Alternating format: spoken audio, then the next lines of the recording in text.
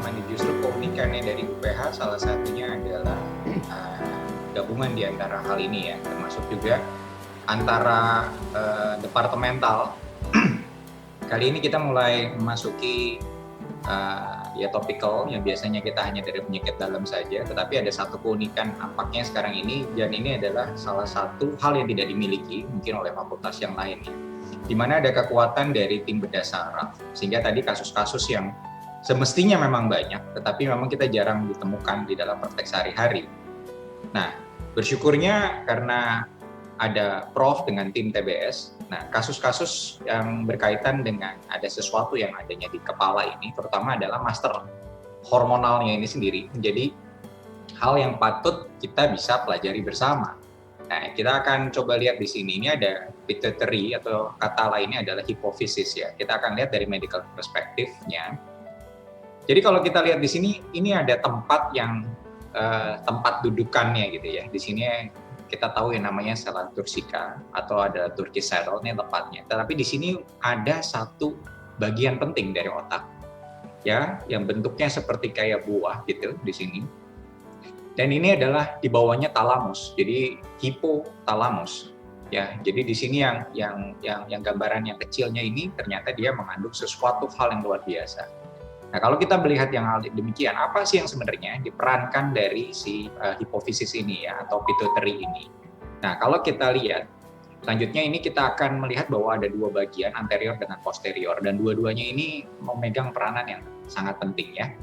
Dan kalau kita lihat di sini, ini talamus, dan ini bagian bawahnya, dan kita lihat ada, nampaknya kenapa yang membedakan, nanti di belakang sini adalah yang suatu kekhususan. Tetapi kita bisa asumsikan bahwa ini nampaknya si hipofisis ini atau pituitary ini adalah seorang konduktor di dalam suatu orkestra, yang dimana semua memainkan adalah instrumen-instrumen yang masing-masing dengan partiturnya masing-masing. Dia harus memastikan bahwa mereka memainkan adalah not yang tepat dan menjalin suatu harmoni yang tepat. Dan inilah yang diperankan oleh pituitary sebagai mother of organs-nya sendiri. Di sini conductor of the orchestra. Dan bagaimana ini menjadi suatu hal yang kita lihat. Kalau mendengar dari tubuh kita, gitu, ada sesuatu yang nggak beres. Nah, ini adalah peranannya dari dokter umum, atau pasiennya sendiri akan mulai mengeluhkan. Atau kita mulai mendengar adalah suara-suara sumbang yang nggak enak dalam harmoninya.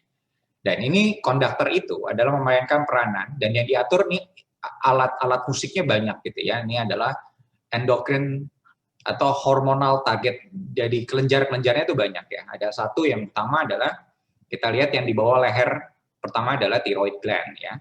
Terus kemudian ada yang jadi topinya ginjal atau adrenal di sini, di atasnya ginjal.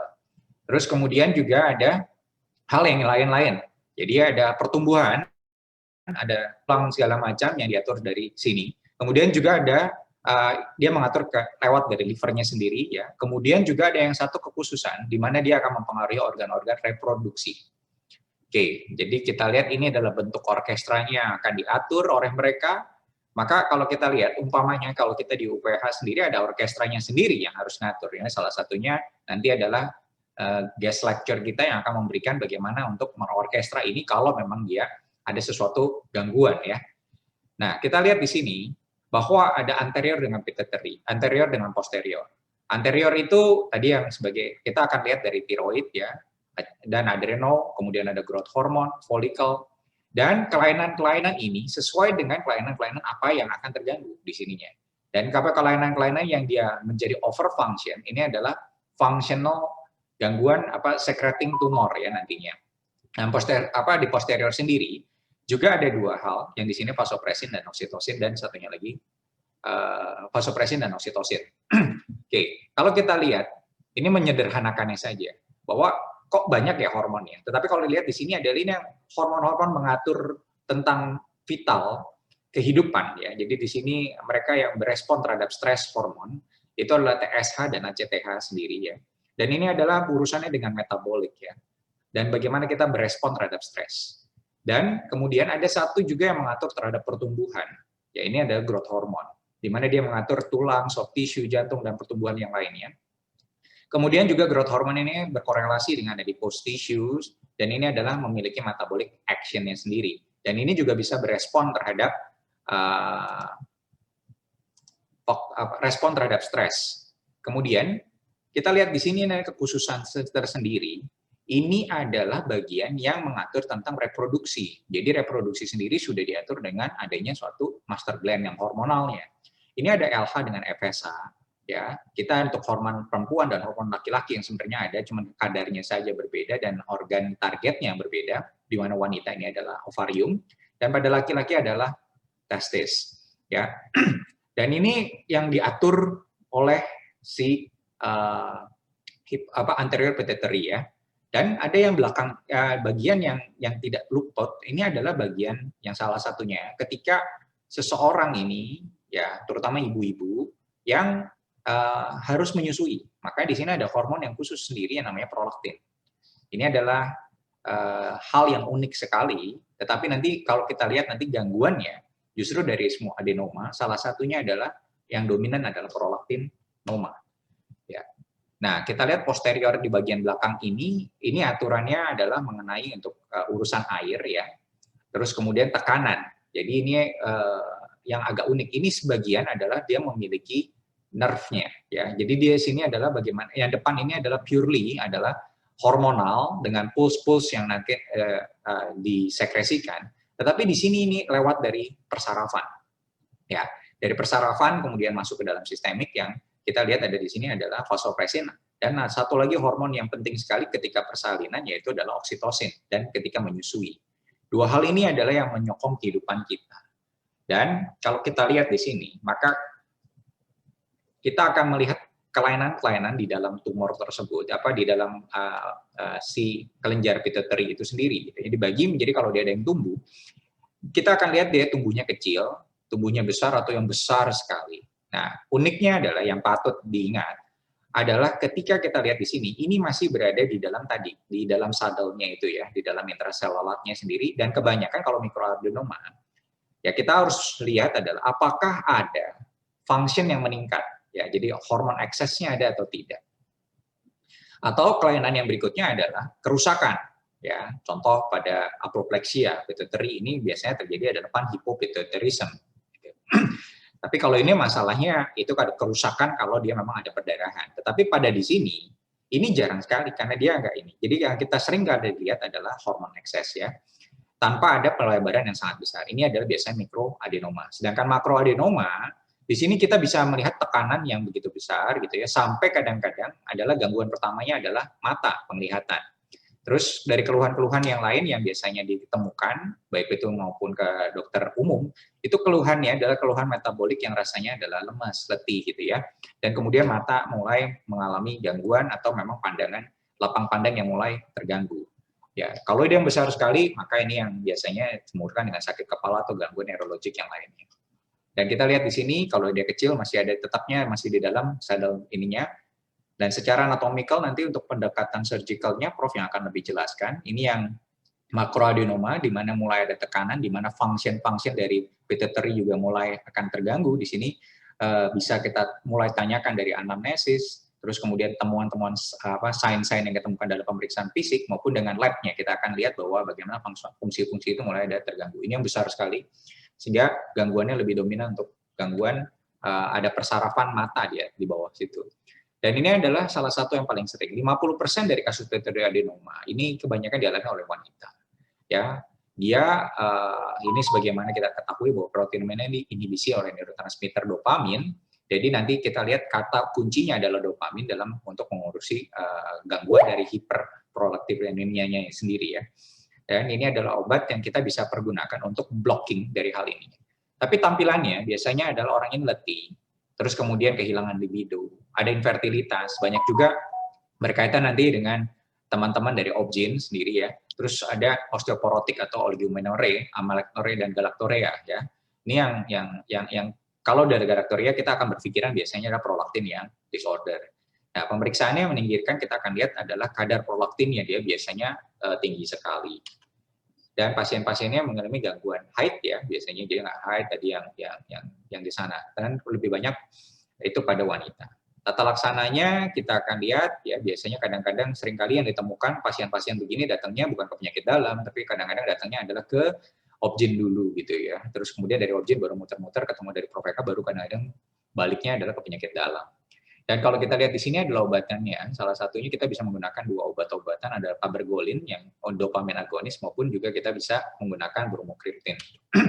Dan ini yang seringkali kita melihat, ini yang paling salah satu yang paling over, di mana kita dengan melihat saja ini mulai kelihatan orang ini berubah ya.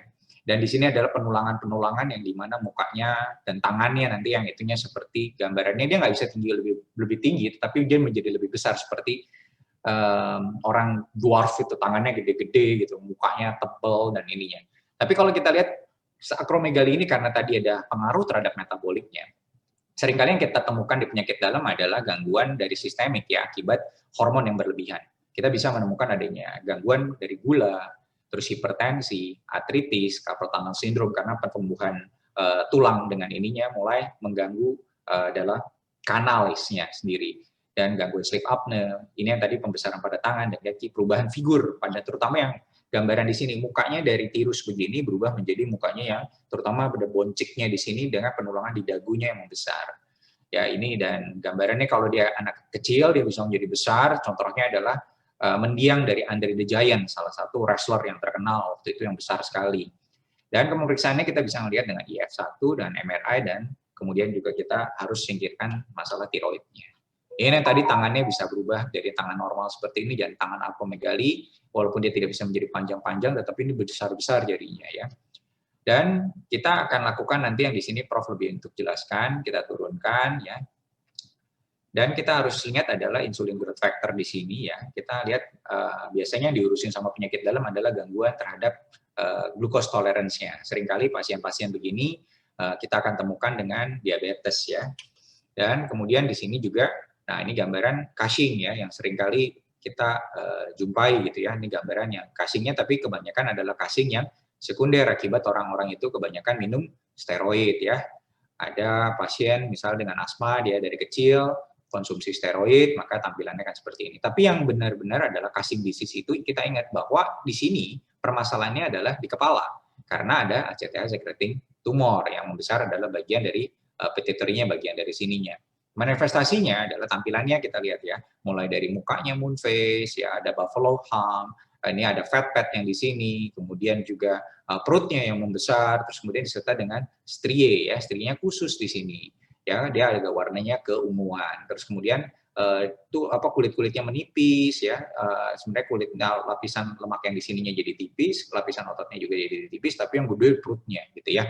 Terus kalau ada luka, dia tuh agak susah sembuh. Kadang-kadang seringkali kita jumpai juga di kuku-kuku ini ya, itu ada jamurnya. Dan ini adalah perubahan dari tampilannya sendiri, ada strie, dan ada dua, kalau kita yang paling sering, penyakit dalam kan teman-teman sekalian, itu kita tensi, begitu kita lihat, oh tensinya tinggi, biasanya 140, 160, 180 gitu, dan moodnya juga mengalami gangguan. Nah ini yang biasanya kalau untuk kita lihat adalah kita lihat malam, karena biasanya kortisol itu pada malam mulai turun, tetapi kalau ada malam itu yang meningkat, maka kita akan masukin ke dalam algoritma ini. Nah, biasanya kita lihat di sini ya, kapan kita akan lihat di sini, ini adalah obat-obatan yang biasa kita akan pergunakan ya. Kalau kita lihat anterior, maka kita akan bisa menggunakan cabergoline di sini, di mana dominannya adalah dopamin agonis ya.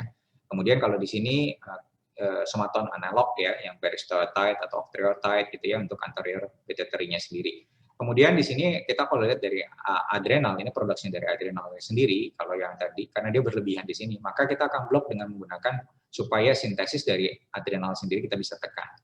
Dan kalau kita mau blok dari aksinnya sendiri, kita maka mifeprostol ya.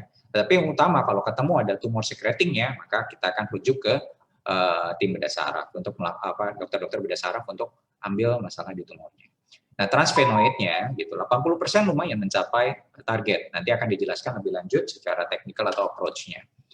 Nah, sekarang kalau kita lihat, nah kalau tiroidropin, secreting hormone, ini jarang sih sebenarnya. Makanya kadang-kadang hal ini lebih banyak kalau untuk yang hiper, itu lebih jarang daripada kita ketemu ada yang tertekan. Jadi makro-makroadenoma salah satu yang kuat sensitif adalah TSH-nya malah justru jadi turun ya. Tetapi kalau dia thyroid secreting ini yang sangat-sangat jarang. Jadi tampilannya adalah hipertiroid. Biasanya kita justru lebih banyak hipertiroid itu karena masalahnya dari kelenjar gondoknya ya, error ya. Gitu loh. Tapi kalau di sini malah ini adalah tumor otaknya yang timbul permasalahan ya. Kemudian di sini kita akan lihat pemeriksaannya adalah kita lihat nih biasanya TSH-nya naik dan tiroidnya juga malah naik ya. Terus di sini peta laksananya ya kita harus remove, terus kemudian sisanya adalah bagian bawahnya kita akan ini kan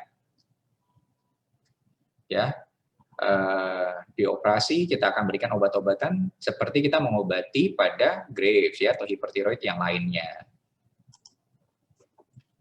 Nah, ini adalah kalau pituitary adenoma, lalu obat-obatan apa yang disenjatanya si dokter penyakit dalam nih ya.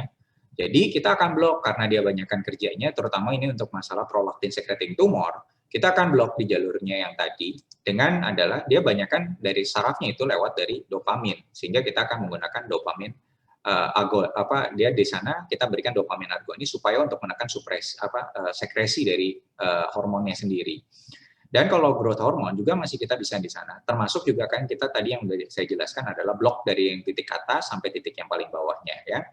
Dan ini juga sama pada semua. Ini adalah untuk kerja dari si adrenalnya sendiri ya. Terus kemudian pada tiroid ini kita bisa menggunakan octreotide dan lenalidomide. Nah ini somatostatin analog. Permasalahannya dengan kita menggunakan octreotide dan yang lain. Sampai kapan dan berapa lama? Ini karena obat-obatan ini adalah cukup mahal. Yang masih sangat dominan kalau kita masih bisa menggunakan bromocriptine, obatnya lumayan murah dan kita masih bisa mempergunakannya jika untuk fungsionalnya. Ya, tetapi kalau untuk ke depannya yang ininya sebenarnya kita akan refer ke rekan-rekan di bedah saraf ya. Nah, sekarang kalau adenoma tetapi hormonnya tidak menjadi besar. Nah, ini nggak ada sekresi hormon berlebihan. Kurang lebih adalah sepertiga dari kasus pituitary adenoma ini adalah non-functional. Dan ini kadang-kadang ketemunya accidental atau kadang-kadang pasiennya sendiri ketemu lagi pengen MRI atau lagi ada keluhan sakit kepala yang tidak related sebenarnya dengan permasalahan ini gitu ya. Atau dia mulai dengan masuknya dari dokter mata, kemudian gangguan mata kok nggak ketemu, terus kemudian dia lakukan MRI, ketemunya ada suatu massa di sel tursikanya tersebut, karena mulai ada tumor adenoma yang sangat besar ya. Manifestasinya kalau yang memang ini adalah bisa sakit kepala, gangguan lapangan pandang gitu ya, matanya mulai cepat letih gitu ya, atau ada tanda-tanda hypoparathyroidism, tapi yang tadi ini justru hormon-hormon itu dan keluhannya biasanya adalah letih ya. Nah, pemeriksaan penunjangnya kita perlukan ada MRI kepala. Tata laksananya ini adalah untuk kebanyakan kalau dia non-functional dan tumor yang membesar, ini adalah masalah organik. Kalau masalah anatomical ya yang kerjakan untuk siapa yang bisa punya menjangkau ke sana untuk bisa di remove ya. Terus kemudian tata laksananya, dan ini nanti Prof lebih banyak jelaskan ya. Atau kita juga bisa kalau nggak mau pakai ini kita bisa lakukan radioterapi gitu ya. Terus kemudian medical, nah, karena tadi itu adalah beberapa disertai juga dengan proteiloma, maka bromocriptine bisa dilakukan ya. Tapi kalau memang ada tampilannya akromegali atau apa, somatostatin analog akan diberikan. Tetapi kalau memang sudah manifest, biasanya adalah tidak bisa kita reverse untuk pembentukan tulang yang ininya. Nah, sekarang kalau kita lihat di sini, jadi setelah kita lakukan MRI, biasanya kita akan masukin ke dalam pemeriksaan labnya untuk kita lihat sebenarnya status hormonalnya di bagaimana. Nah, kalau kita lihat kalau fungsional, maka kita akan lihat di sini. Paling kan kalau proteinoma, kita akan berikan dopamin agonis. Tadi ada carbagolin atau kita berikan bromocriptine ya. Kalau dia makro, dia besar gitu. Ini bagian-bagian yang mikro, sebenarnya dia bagian yang bisa ditangani oleh dokter-dokter penyakit dalam ya. Terus kalau di sini yang makroadenoma, ini kita rujuk ke bedah saraf atau kita mau atasi dulu permasalahan dari secreting yang ininya adalah endocrinologis. Dan kalau kita lihat di sini, kalau dia non-fungsional, dia gede, ini lihat tes sudut pandang. Kalau dia ada, maka ini lakukan. Ya. Tapi kalau mikroadenoma, kemudian di sini makroadenoma diulangi lagi. Tetapi kalau memang ada MRI, ukurannya membesar, temuan ada di hidropetefisis ya, kemudian kita tata laksana sesuai dengan makro adenomanya sendiri ya, yang di sini dilakukan ya approach untuk masalah untuk surgicalnya. Oke, kalau memang di sini ukuran yang membesar, adenoma hipofisisnya ditemukan secara idensial tapi tidak ada keluhan, maka kita untuk follow up saja tampilannya. Oke, sebenarnya kalau kita lihat gambaran dari hormon ini adalah hormon yang unik. Sebenarnya harusnya kita mengertinya. Kalau kita ingat di proses pembelajaran, justru di bagian endokrinologis awal itu, yang pertama kali minggu pertamanya adalah mengenai hipofisis ini. Memang kalau kita lihat kasusnya jarang, tetapi understanding ini adalah membuat kita lebih untuk mengerti. Nah, ini adalah pilihan-pilihan operasinya, nanti Prof lebih bisa untuk jelaskan ya. Bagaimana untuk di masalah di sini, operasi dan operasi ya. Hanya prolaktinoma sendiri yang kita bisa memberikan adalah agonis dengan memberikan agonis dopamin ya. Yang lain pilihannya, apalagi non sekretorik, yang ini adalah pilihannya adalah operasi. Otomatis dalam hal ini, nah kita harus sadar bagaimana untuk menata laksanaannya dan kenapa harus refer ke dokter bedah saraf. Ya, atau kita punya satu lagi adalah radio surgery, dan nanti Prof sedikit mungkin bisa singgung semuanya dengan radio surgery karena kita juga memiliki kemampuan untuk hal itu. Nah, dari gambaran ini mungkin quiz sedikit gitu ya. Ada yang tahu bahwa di siloam ini ada replika dari gambaran ini. Nah, kali gambaran ini adalah menjadi gambaran yang sangat harmonis. Tetapi untuk melihat, sometimes kita melihat kelainan dari pituitary adalah dari gambaran yang indah, tetapi di sini ada harmoni-harmoni yang nampaknya mulai mengganggu. Jika kita lihat di sini, ada gambaran di sini adalah mengenai harmoni yang begitu indah yang dimainkan. Tetapi ada juga bagian yang risau. Di sini kita lihat ada suatu perempuan yang mulai tusuk-tusuk giginya karena dia mulai mencari di mana sih kapan untuk dessertnya. Di sinilah kekurangan-kekurangan yang harus kita pay attention to the detailnya sendiri. Dan disinilah approach yang biasanya dilakukan oleh dokter penyakit dalam adalah untuk mengamati bagaimana fenomena-fenomena tersebut dan kita lihat di mana kekurangannya. Karena itu kita adalah internis dan ini adalah medical perspektif dan ini adalah penyakit dalam bagaimana melihat daripada keluhan yang kaitan dengan gangguan-gangguan ditimbulkan oleh pituitary atau major orkestra, konduktor dari orkestra semua hormonal kita. Terima kasih, saya kembalikan kepada Dr. Nata.